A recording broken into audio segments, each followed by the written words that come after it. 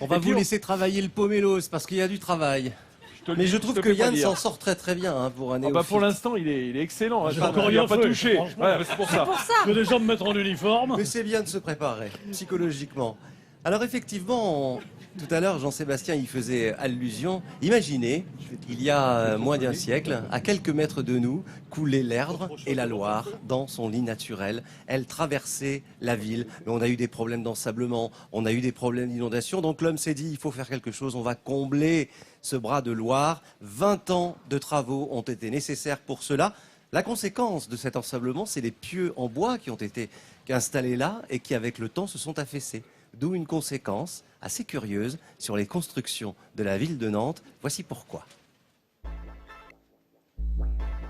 Et non, ce n'est pas une illusion d'optique. La flamboyante architecture 18e penche et ne date pas d'aujourd'hui.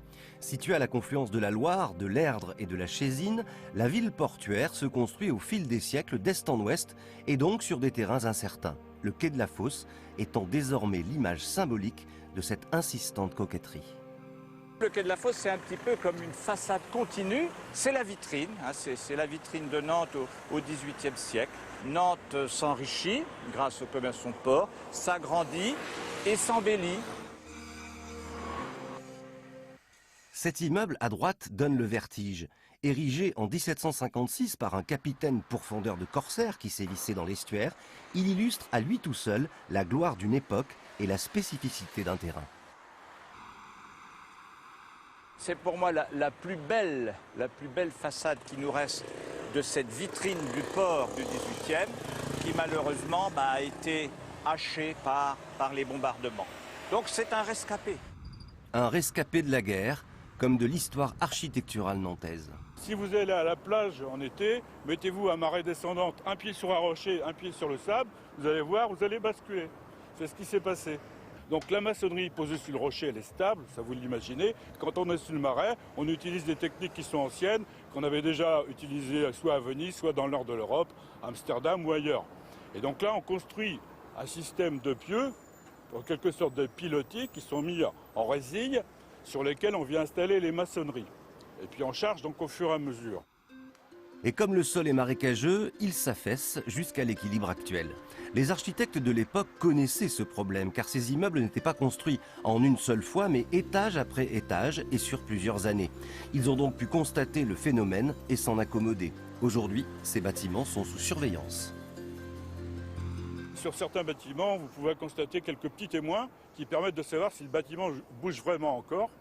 Ça s'est passé par exemple pour Communaux, il y a une dizaine d'années, on avait des hésitations. Donc là, il y a une étude très pointue qui a été faite et on a pu regarder ce qui se passait pendant 1 an, 2 ans sur les variations d'altimétrie du bâtiment.